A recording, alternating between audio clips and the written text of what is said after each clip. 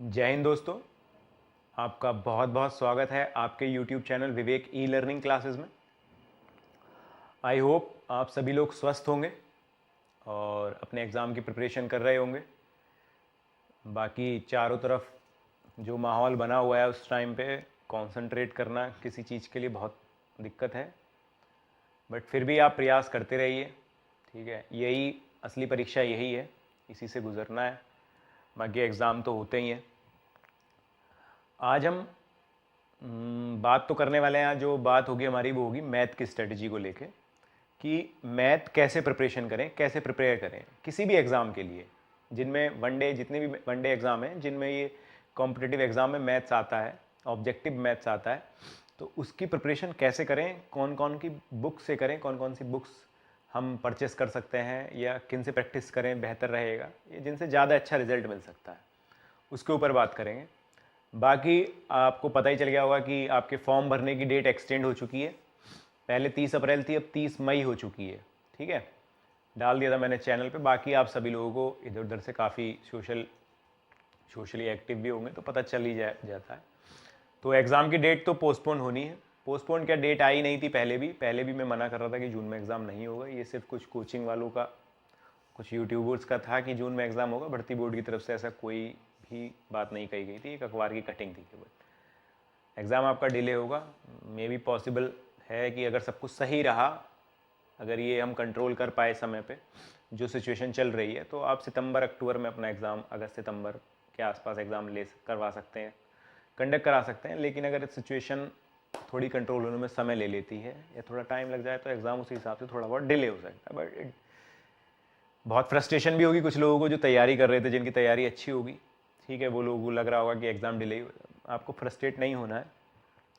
कुछ चीज़ें डिले हुई हैं तो अपना उतना ही पॉलिश कीजिए, अपनी प्रैक्टिस को और इंक्रीज़ कीजिए, बढ़ाइए, बेहतर होता है। कभी कभी हमें लगता है कि हमारी तैयारी बहुत बेहतरीन है और एग्ज़ाम आ जाता है, फिर हो नहीं पाता। तो इस स्थिति में ना रहिए। तैयारी आपके एग्ज़ाम के दिन तक जितनी भी होगी वो थोड़ी ही रहेगी, ये मान के चलिए। तो अगर टाइम मिल रहा है तो उसे अच्छे से, मतलब एकदम ऐसे ना हो जाइए कि जो एक फोकस बन के चल रहा था आपने वो तोड़ दिया हो, तो ऐसा ना हो तो बेहतर रहेगा, वरना रिजल्ट में दिक्कत हो सकती है। ठीक, इसे कंटिन्यू रखें जो आपने रूटीन बनाया गया हो। ठीक है, सॉरी गाइज। तो बात करते हैं मैथ की। मैथ की स्ट्रेटेजी हमारी क्या रहनी चाहिए। देखिए, अब इसमें अलग अलग तरीके के स्टूडेंट हो सकते हैं। एक ऐसे स्टूडेंट होंगे जिनका मैथ बिल्कुल ज़ीरो होगा, जिन्होंने मैथ कभी 8th 10th तक पढ़ा, कैसे घिस पिट के पास हो गए और बहुत कमज़ोर वीक है, मैथ से बहुत डर लगता है, समझ में नहीं आता कैसे क्वालिफाई करना है, कैसे पास होंगे मैथ में। बाकी उनका, जिनका मैंने अधिकतर देखा है, जिनका मैथ अगर कमज़ोर होता है, बाकी सेक्शन उनके रीडिंग वाले या याद करने वाले जो हैं वो अच्छे हो जाते हैं, मतलब ऑटोमेटिकली अच्छे रहते हैं। उनके जीएस का सेक्शन काफ़ी अच्छा होता है। ठीक है, बाकी सेक्शन उनके मजबूत होते हैं। और जिनका मैथ अच्छा रहता है उन्हें इसमें दिक्कत होती है, जीएस वगैरह में उनकी रीजनिंग पे पकड़ हो जाती है, उनके दो सब्जेक्ट बड़े बढ़िया रहते हैं। और जिनका मैथ थोड़ा ख़राब रहता है उनका हिंदी बहुत बढ़िया होता है, जीएस पे अच्छी कवर कर लेते हैं वो। तो जिनका अगर मैथ ख़राब है, पहले उनकी बात करते हैं। जिनका बिल्कुल बेसिक से है, मतलब कुछ नहीं आता है, और अगर आता भी है तो अभी सीख रहे हैं, नहीं पता कैसे करना है, क्वेश्चन बन जाते हैं कभी कभी नहीं बनते हैं, क्या करें अगर ये स्थिति आपके साथ हो रही है तो। और डरने की कोई ज़रूरत नहीं है। ठीक है, सबसे पहला तो ये फोबिया निकाल दीजिए। कोई भी चीज़ ऐसी नहीं है जो आप सीख नहीं सकते।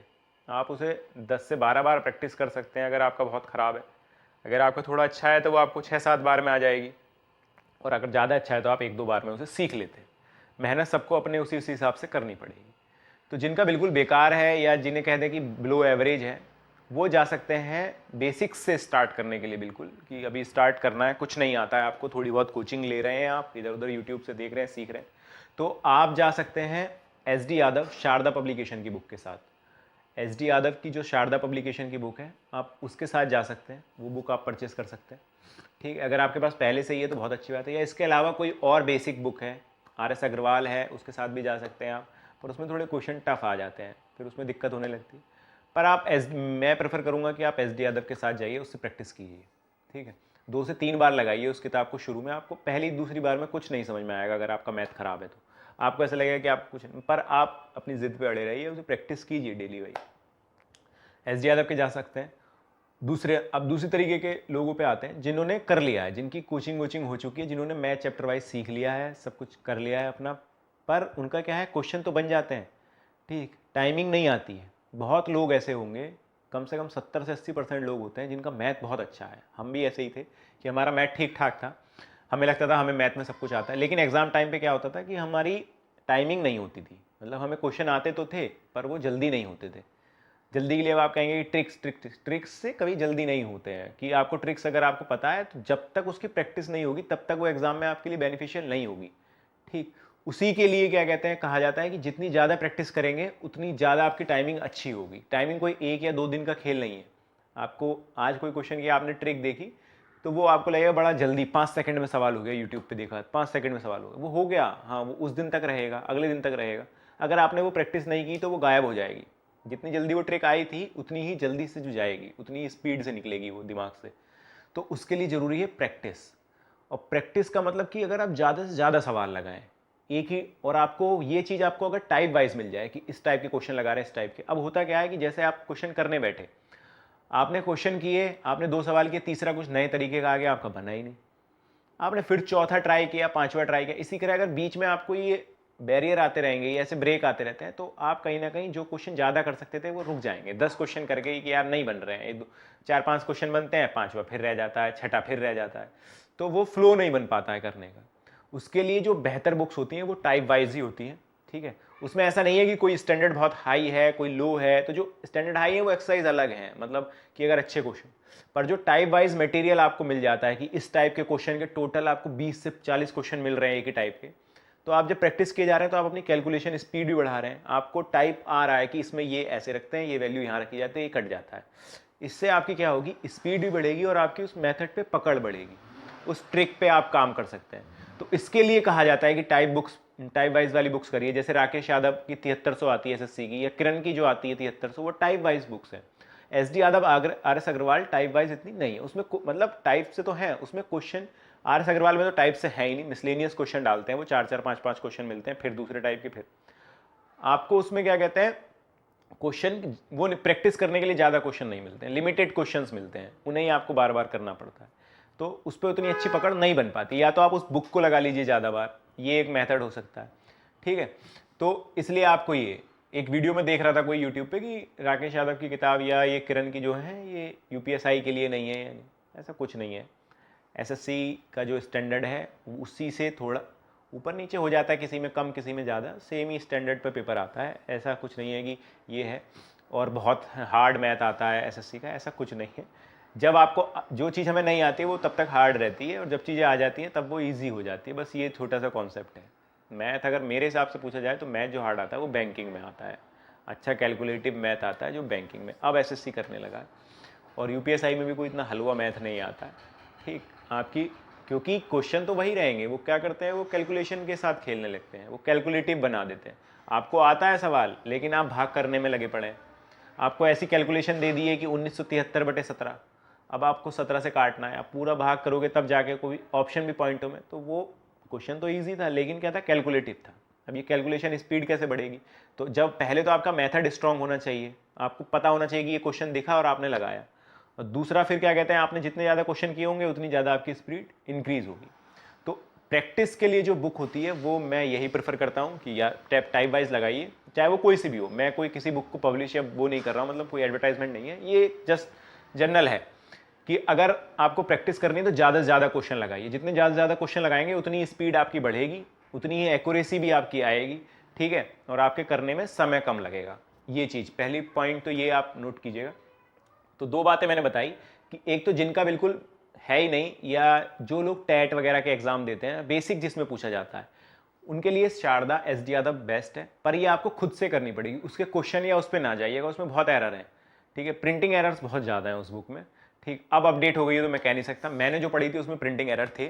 ठीक, तो वो आपको खुद से सॉल्व करने होंगे, देखने होंगे क्वेश्चन के आंसर क्या आ रहे हैं, उनके क्वेश्चन आंसर्स पे, सॉल्यूशंस पे मत जाइएगा।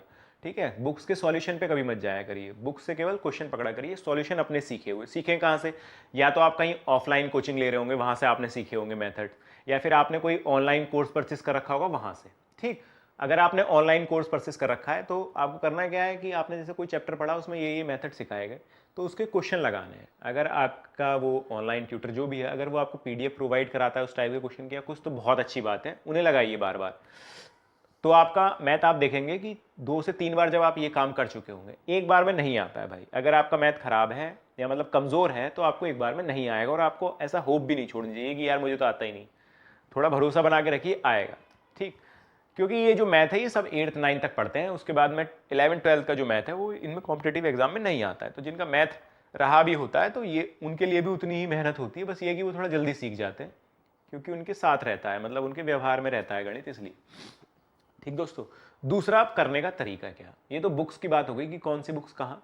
तो बता चुका हूँ मैं कि शारदा आप बेसिक के लिए कर सकते हैं, RS अग्रवाल आप थोड़ा अपडेट होने के लिए और ज़्यादा अच्छे क्वेश्चन आपको अगर चाहिए। ठीक, उसके बाद आप क्या कहते हैं, किरण या राकेश यादव से प्रैक्टिस कीजिए। ठीक, जो आपके पास अभी बुक अवेलेबल, बाकी और दुनिया भर की बुक हैं, क्विकर मैथ्स है, ये है, जो आपके पास हैं आपको लगता है ये अच्छी है, या आप जिससे पढ़ रहे हैं वो टाइप्स आपको सिखा रहे हैं और आपको प्रोवाइड करा रहे हैं टाइप वाइज, तो बेहतर है। आप कहीं मत जाइए, उनसे सीखते रहिए, प्रैक्टिस करते रहिए बस। दूसरा, प्रैक्टिस करने का तरीका क्या होना चाहिए।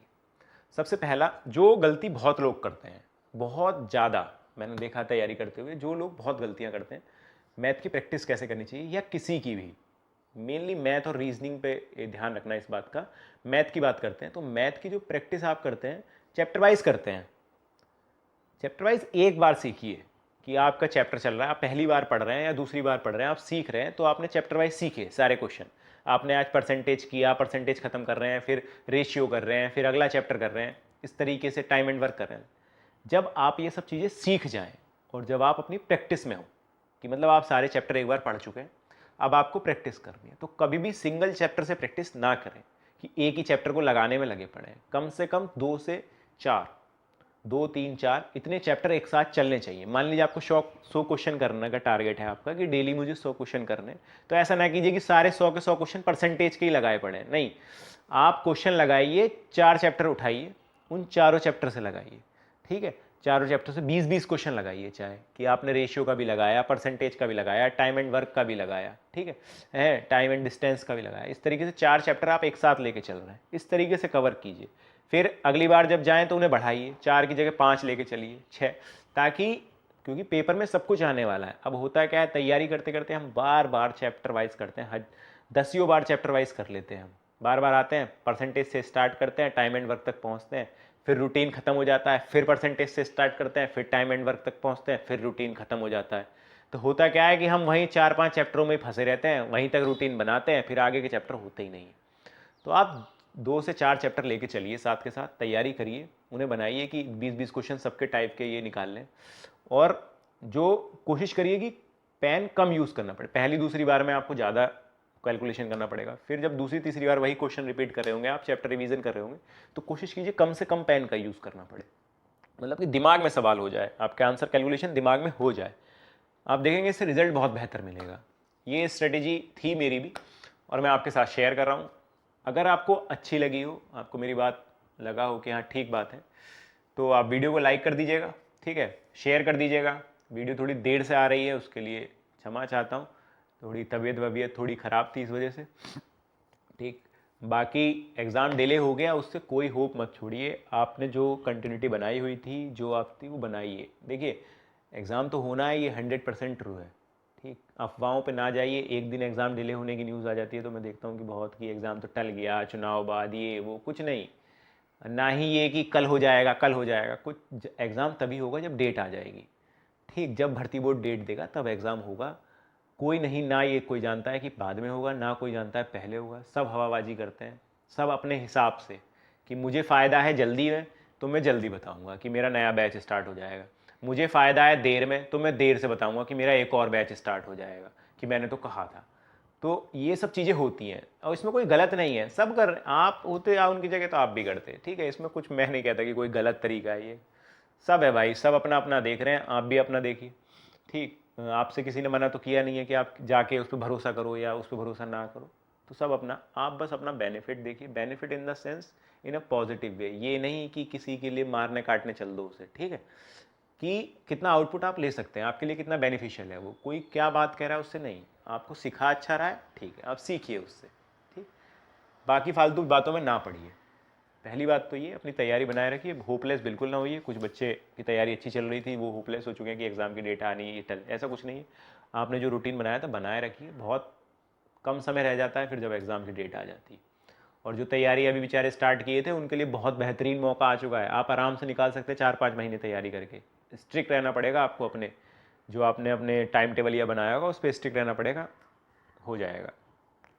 आई होप जो बताया है वो आपके काम का होगा, आपको पसंद आया होगा। ठीक है, जिन्होंने चैनल सब्सक्राइब नहीं किया वो चैनल को सब्सक्राइब कर देना, वीडियो लाइक कर देना, शेयर कर देना, और अपना ख्याल रखिएगा, अपने परिवार का ख्याल रखिएगा, आसपास का ख्याल रखिएगा, जितनी मदद आपसे हो सकती है कहीं पर कैसे भी वो कर दीजिएगा दूसरे की।